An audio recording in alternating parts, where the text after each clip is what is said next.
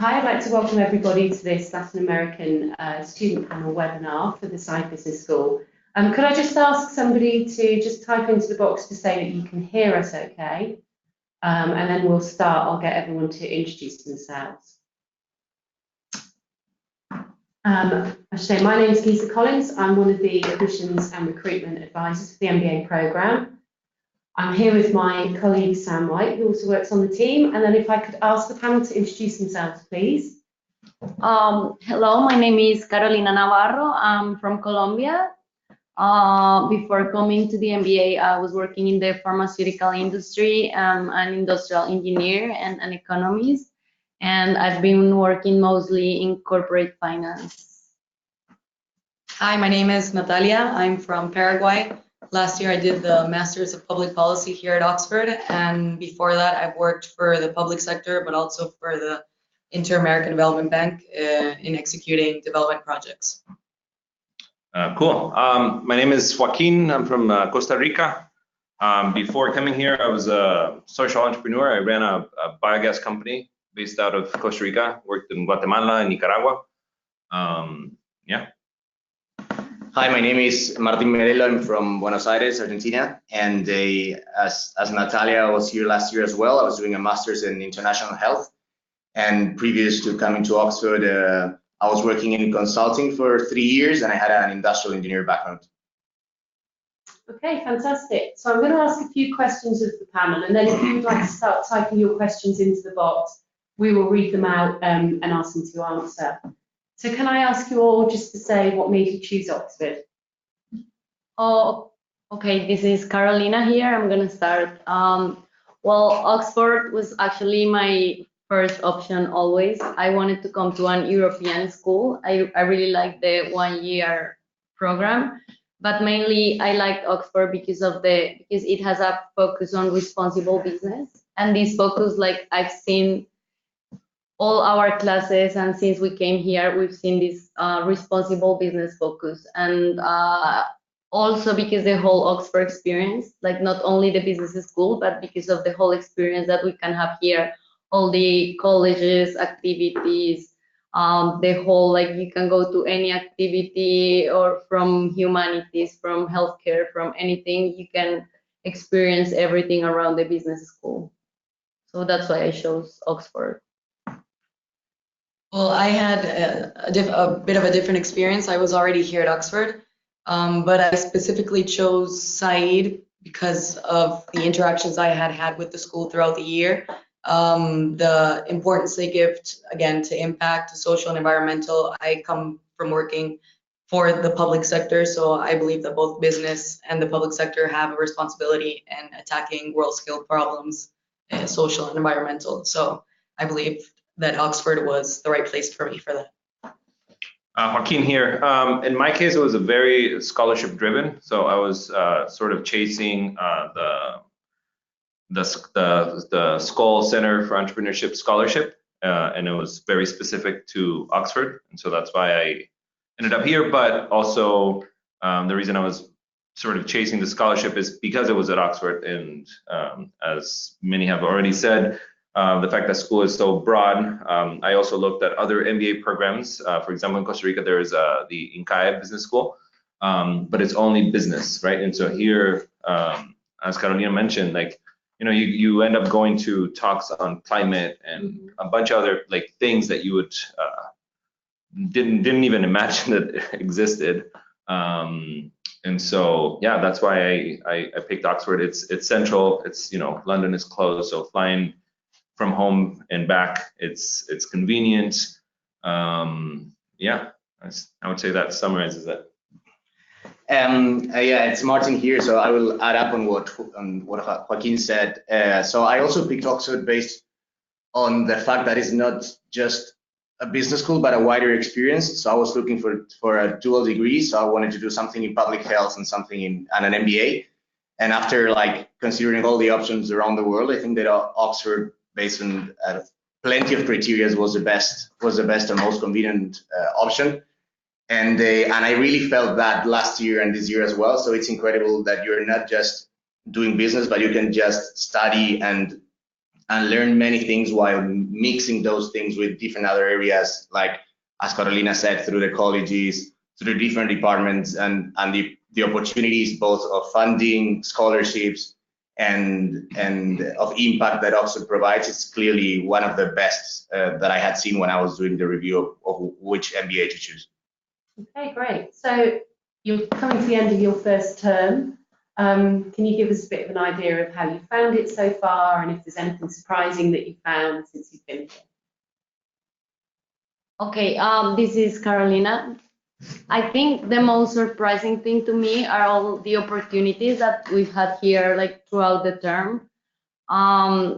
As they say, like as everyone has said, like all the experience around the business school. Like if you want to go to an event every day in different areas, you can find an event anywhere. Like if you want to learn about politics, you find an event about politics. If you want to go to an event about climate, you find an event about climate, and then you can like really have something to do every day in different topics.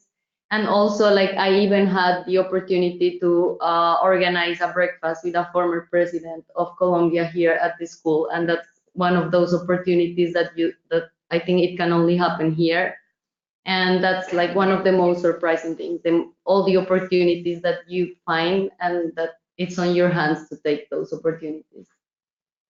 I guess also that I would like to highlight is the difference there is with the life in the college, because here you apply to the university, but also to the different colleges, and each one has their distinctive approaches or areas of study.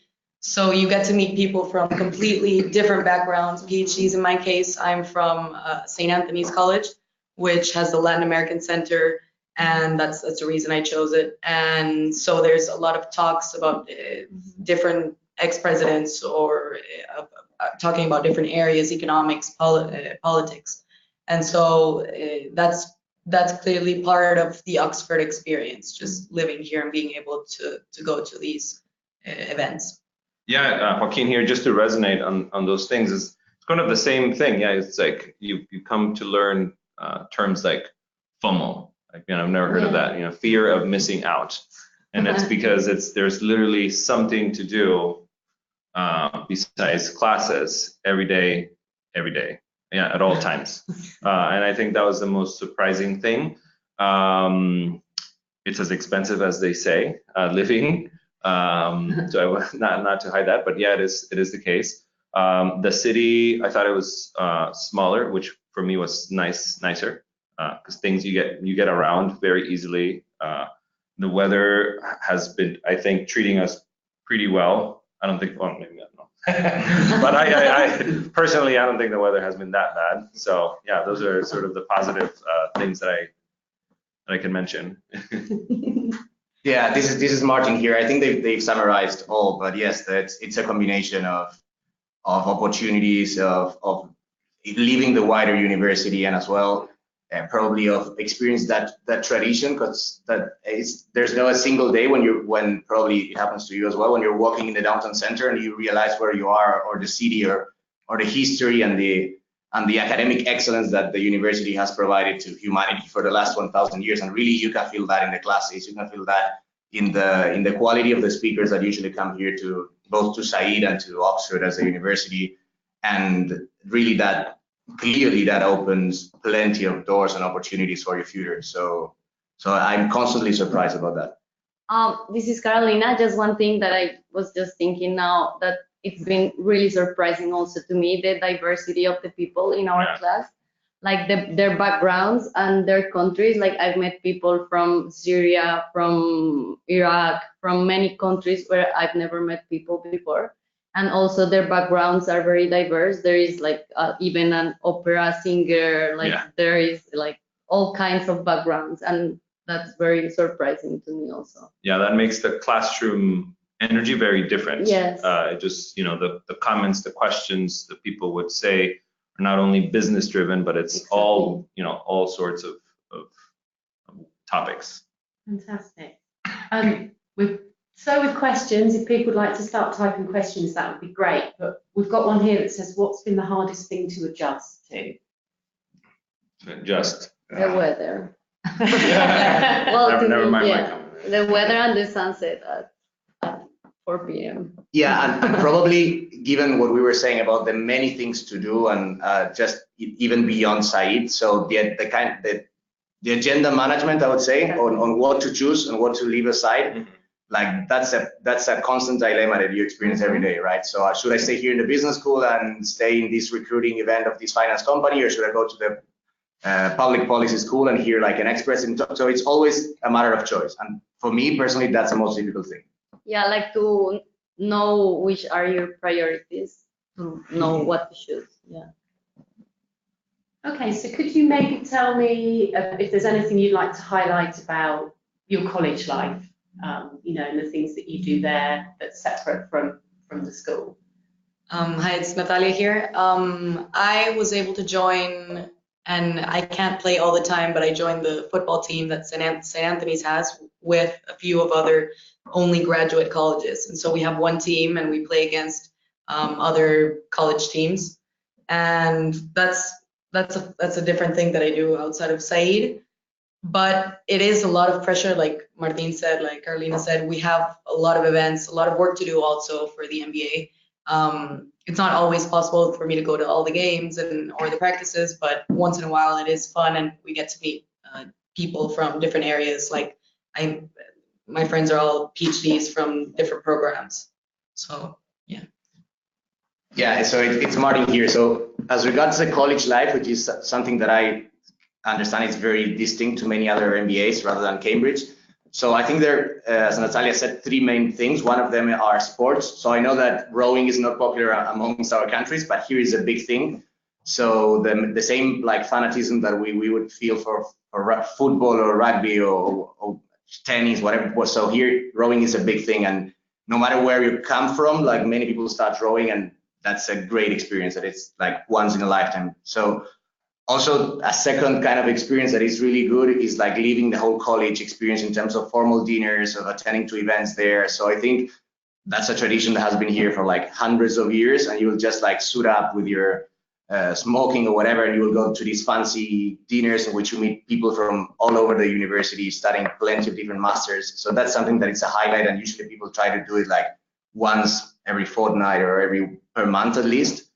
And third, I think that the college also stands as a very good source of funding and to provide you like further opportunities where you're studying here. So most of the colleges has like kind of own scholarships or grants or amounts of money that will provide to the students based on their research and their travels and so forth. So it's really, really like linked to your life, and getting a good experience in your college, I think, is crucial here when you're in Oxford. Yes, I would like to say like I chose Green Templeton College because it has many medicine students and healthcare students, and I'm really interested in healthcare also. So I've been able to attend many conferences, events within the college about healthcare. I've met some students, like medicine students. So for me, I haven't been involved in many sports. Like I've been rowing once, but like the opportunity to meet medicine students to attend those healthcare events has been like really helpful for me being in that college. So. I didn't mention it, but I came with my family, with my wife and two boys.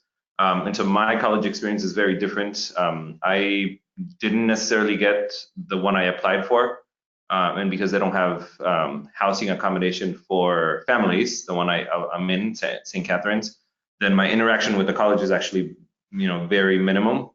So I think it really depends on what happens when you get here. I think all colleges are very different. You hear different experiences.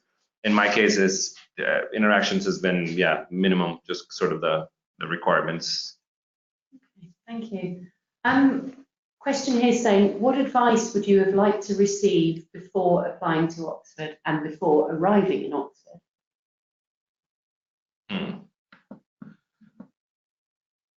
I think before applying, I would say like just make sure this is the right program for you. Like understand why you like this university, like how is the whole Oxford experience and why it differentiates from other schools. Because like for me, it's been a really great experience because I knew this was the right place for me. And then like after applying, I think maybe the best advice would be just make sure like before coming here, what are your priorities so you can take the most advantage of all the opportunities you have. And don't try to get involved in everything because it's impossible. And then like at the beginning, many people want to do everything and then you just don't get the experience of one thing. Like you just want to be in everything and then you don't have the right experience. So try to don't get involved in everything, but know your priorities and choose wisely where you want to be. Yeah, I would say Carolina, yeah, she nailed it in that sense. I would be the sort of the same boat. I didn't do much research of other business schools because as I said, I was following the specific scholarship. But from advices while getting here, yeah, just sort of, you could start by having a taste of everything that it's out there, and then make sure that you funnel it and prioritize and say, okay, this is for me, this is not for me, and that way you can make the best out of the year. Yes, this is Martin. So I agree on what they said. So I think there is usually one main variable or criteria that you would use, try to pick, or at least to narrow down to a bunch of schools, whether that's a scholarship, as in Joaquin's case, or is like in my case, the purpose of doing a dual degree or whatever. So once you decide that, I think it's important that when you I think, the way I did it at least, when you come out with, let's say 3 or 4 schools, so there's really, it's not that you have to fit in the school, but rather the school has to fit in you, right? So it's really distinct, the experience that you will have in many business schools. So make sure that you really fit with the people, with the opportunities, with the approach that is given, whether it's super finance driven, whether it's so there are different profiles, and that's clear when you start like having a look on MBA. So I think the Oxford one is super appealing, it's super distinct. So once you've narrowed down and Oxford is there, so feel free to reach us out on speak with people and feel comfortable in your application. Hi, it's Natalia here. Just to add one small thing and recommendation before coming.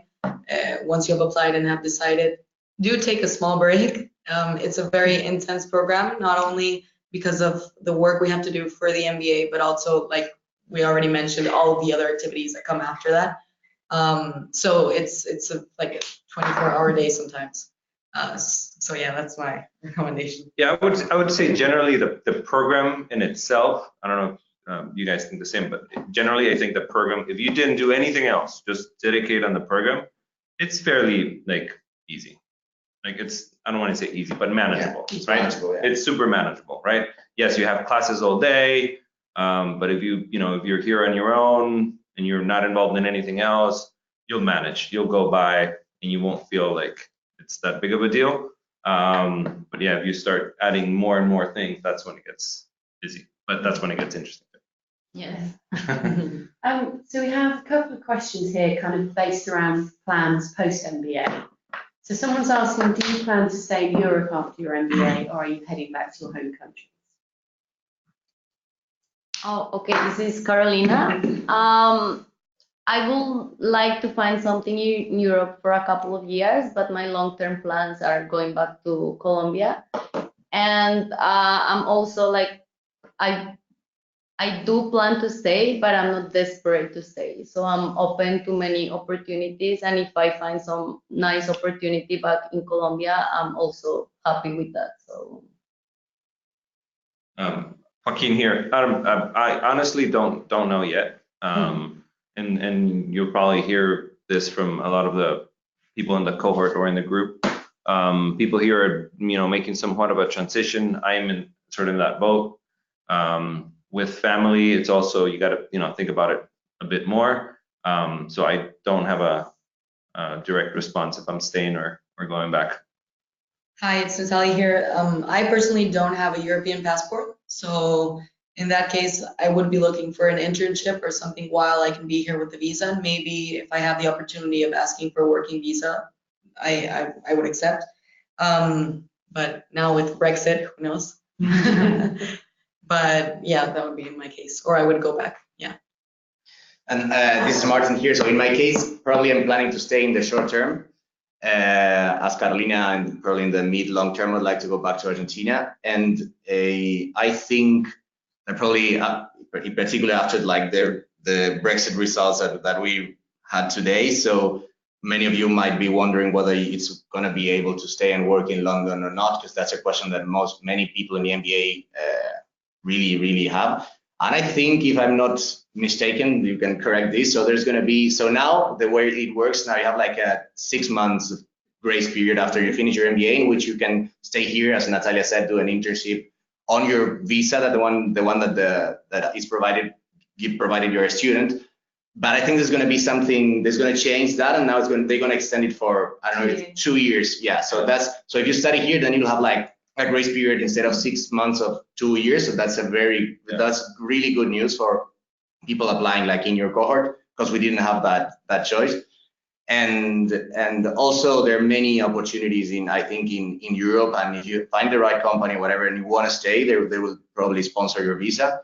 And I think that's the plan amongst many of the Latin Americans now in the MBA. So we've got a couple of questions about scholarships. So what was your experience of applying to scholarships, and any tips for people who are interested in applying for scholarships? Joaquin here, I can go first with the SCOL scholarship. It's a great scholarship. It's fully funded, the tuition and living expenses, but it's very competitive. I would say I applied, I think I was round 2, and I heard news in December, but the process with the scholarship extended all the way until like May, in June. So yeah, May, I believe. And so I would say that in this specific case, the scholarship is very targeted to a specific profile. So if you think that you have that profile, then definitely go for it. Yeah, I don't know, you guys. I wanna say something. I got the Said Foundation scholarship, which I didn't apply for. There is like some scholarships that they give you with your application. So just like do your best in the application and apply. I think this is the last round where you can like get this scholarship. So try to not apply in the last round, because then there won't be those scholarships. But yeah, this Said Foundation scholarship gives you some amount for the tuition. So yeah. Yeah, and it's Martin here. So in my case, and probably then Natalia can expand on this, because we've got the same scholarship. So I got the Pershing Squares Foundation scholarship. That's a specific scholarship that is given to 1+1 MBA candidates. That is to say, candidates that are doing this dual degree within the Oxford University in 2 different departments. So in my case, it was the Nuffield Department of Medicine and Said. And also, as Joaquin said, it's a full scholarship. Like, it takes care of your living expenses, of your fees. So it's an amazing opportunity. So I'm really grateful with the scholarship and with the community, with Pershing Square. And my advice is, and based on what I've seen over this past year and now here in the business school, is that particularly for this, Said is trying to increase the number of Latin American students. So there are plenty of opportunities. Don't be like afraid to apply to scholarships. Just as Carolina said, go ahead and try to get them. You will, like if you're like some kind of minority or something that you can prove that you really need it or you deserve it based on your past, you will get it.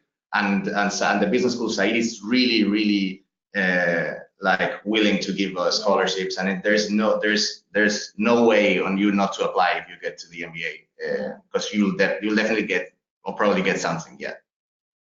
Hi, it's Natalia here. Like Martin said, I also got the Pershing Square scholarship. My experience was a bit different because I had already been doing the Masters of Public Policy here at Oxford and applied to the MBA while being here.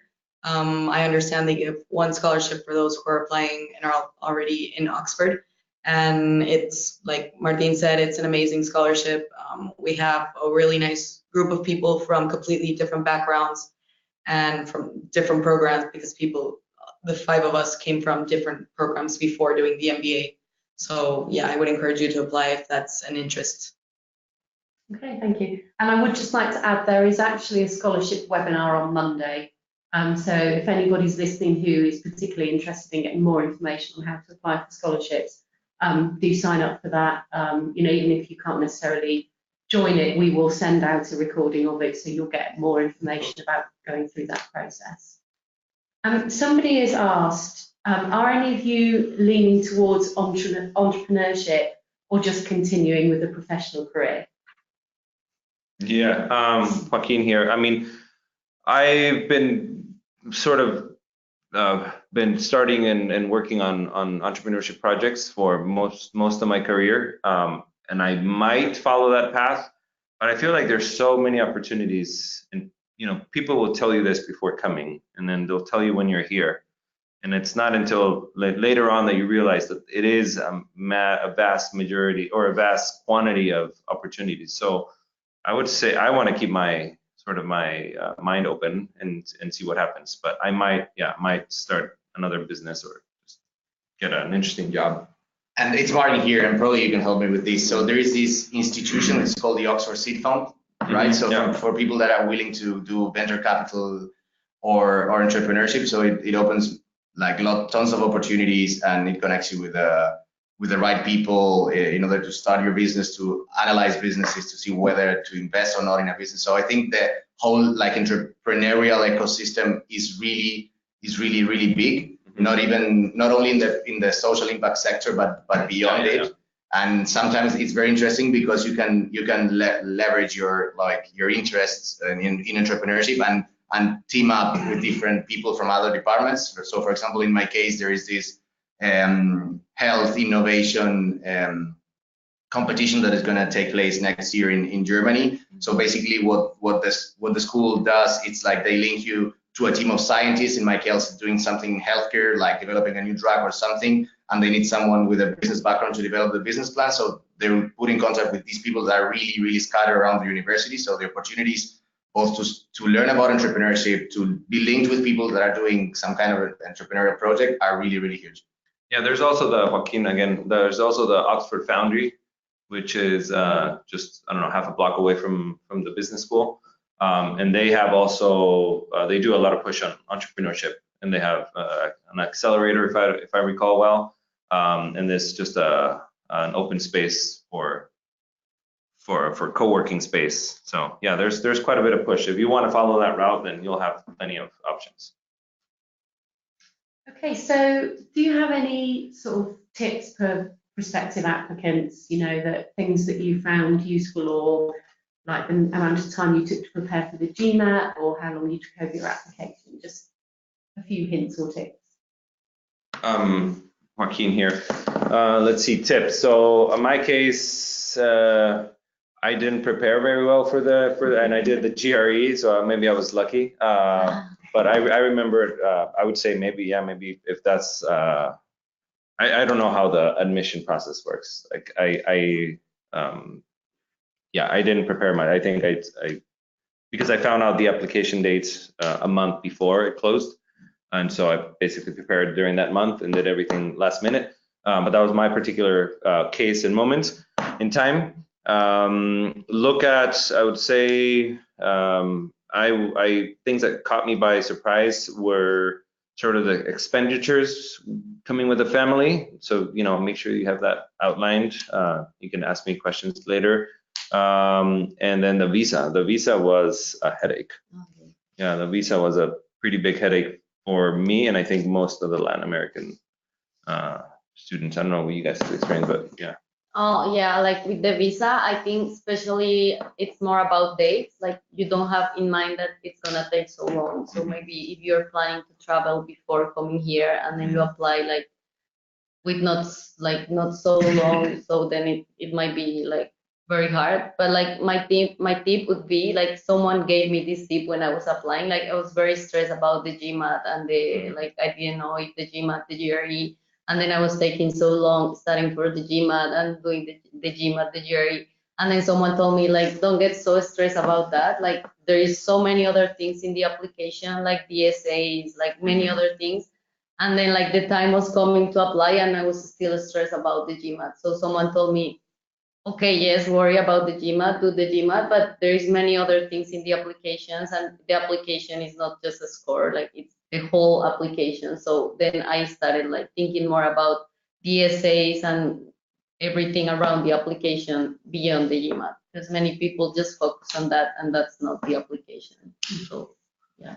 Yes, this is Martin, to add on what Carolina has just said. So yes, I think you have to focus on the GMAT, but it's not the only piece of your application, right? So I personally hate it, so I took it twice until I got like what I think was a fair like score, and it was like I was working, so I would leave work and then go back home, start studying, and it was terrible. So I don't know which step of your application you are, but if it's in the GMAT one, yeah, I think it's something you have to do, but just bear in mind, like in the back of your head, that it's not the only thing. And I think the most important thing for me is like whatever you write on or whoever you talk to, just try to be constantly coherent on what you want or on who you say you are, because it's clearly, I think, and since I've been here, I noticed that like people working at Said or really if you're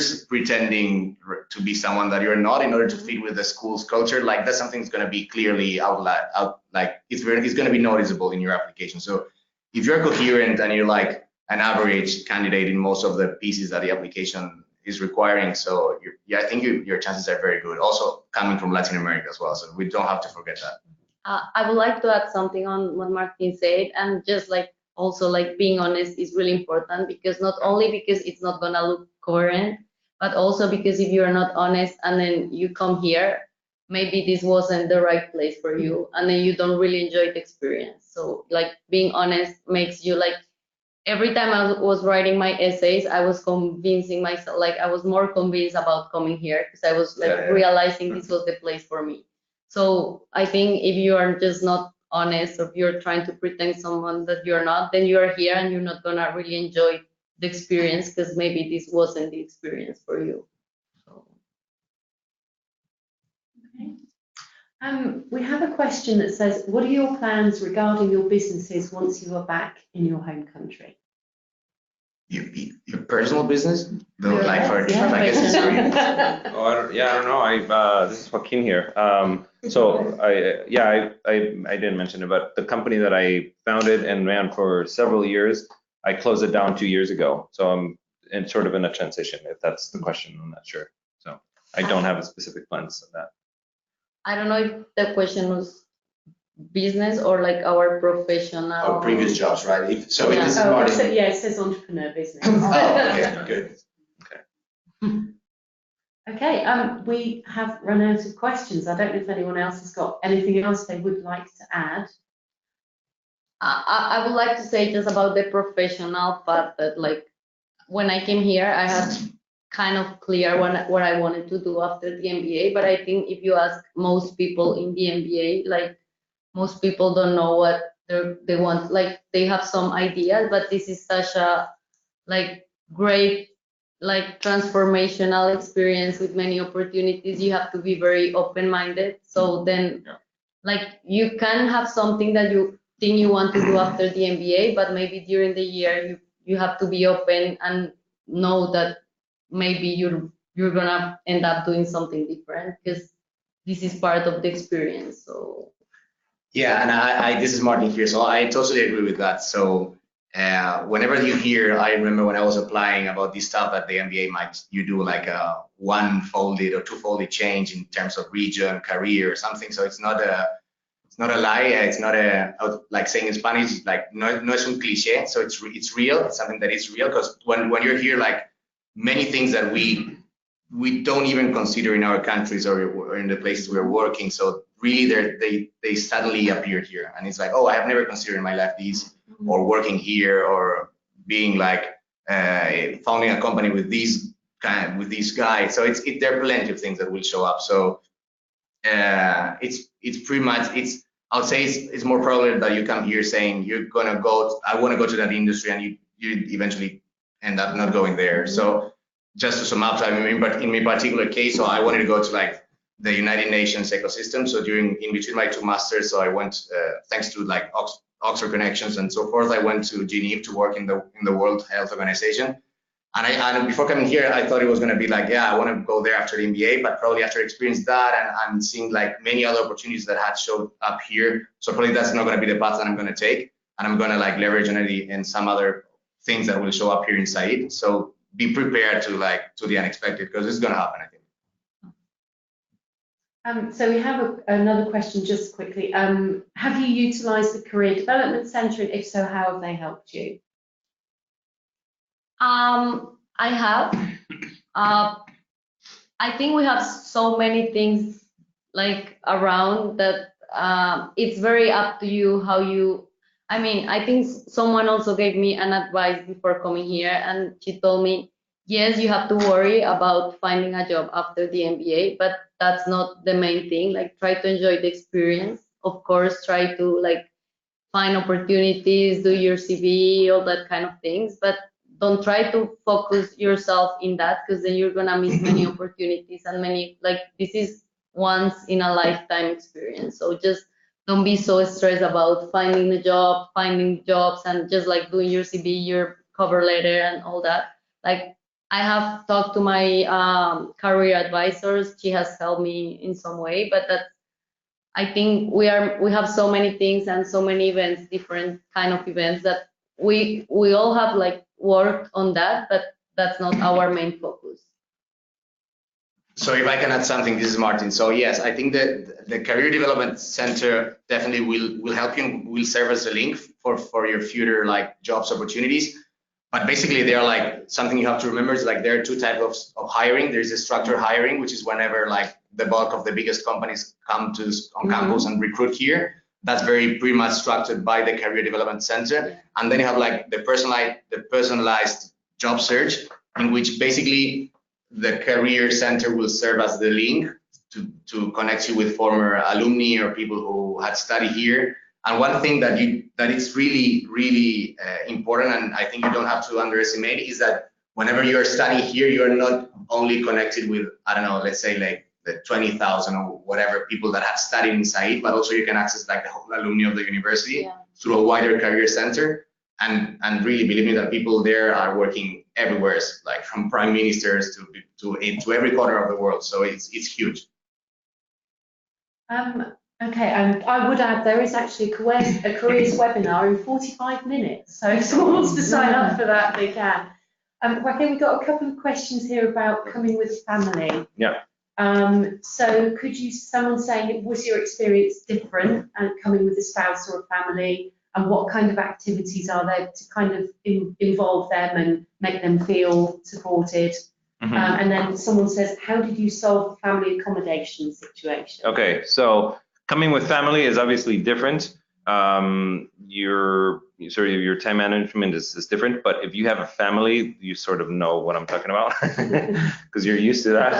I have a 10-year-old and a 4-year-old, so I've been a father for 10 years. And so when people say, oh, how do you manage this? Well, like I always managed. So that's something to have in mind.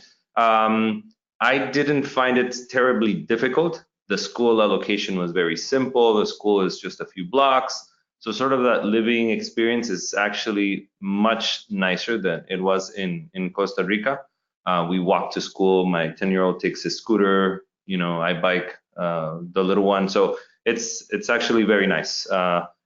My wife works a little bit from home, and I think there's plenty of stuff to do. So from that sense, and it depends on every different situation, but yeah, overly it's okay. What was the other question? Was about accommodation. Oh, the accommodations. Yeah, so accommodation, it is tricky because and my logic was the first option is you go through your college accommodation, right? So like GTC has family accommodation.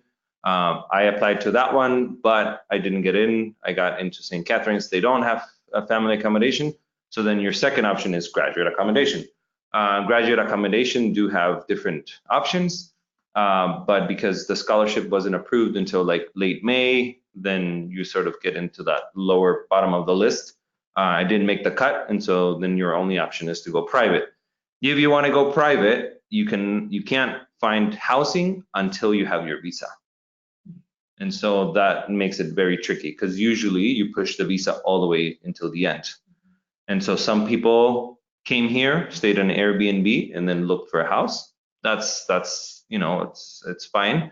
that way you can sort of get to know the city and pick the house. You can actually go see it, check it out, see if it's, nicely built, if it has, if it doesn't have a carpet in the bathroom, for example, like it sometimes happens. In my case was very simple. Just a friend recommended me a friend, and they had a flat for rent, and it worked out like very easy. So, yeah. Okay. And someone has asked to you again, any tips for working partners? You said your wife did, but I guess she's doing a little bit from home. I don't know. I know there's a lot of families that the partners work, and so I don't know their situation. I know there's even partners that go to London like almost on a daily basis. In my case, my wife just brought work from home, so she works literally from home in her computer. So it's not. Yeah, this is Mark here, but Sebastian, he's a guy from Santiago, from Chile, and he's here with his wife, and I think his wife got a job here. Yes. No? Yeah, at the public health something. Yeah, so it's possible, and she's doing it. Yeah, the tier 4 visa, I think the restriction is that they can do dentist. So they can't practice as a dentist. It's very specific. It's dentist, a sports coach, and something else. Okay. But I mean, anything besides that, they can do. Yeah. It's very funny. Yeah. Also, from my experience, also last year, friends who had their boyfriends or girlfriends working in London, it's like it's only a train away. It's an hour train, so it's very close. Mhm. In some cases, it worked out that way. Like some partners lived in London and they would commute sometimes, or work from here and go to London to work and come back every day. Yeah, there's someone in our class, Morgan, Yeah. they were allocated. So his wife was allocated from the US to London, and so he applied to the MBA because of that. So it was like a very good mix, and she travels to London every day. Yeah, it's just 50 minutes, so it's Very very close, It's closer than and trains are really not like good trains, right? It's probably shorter than many of our commutes back in that. Yeah. Yeah, it's far shorter. Definitely. Fantastic. Okay.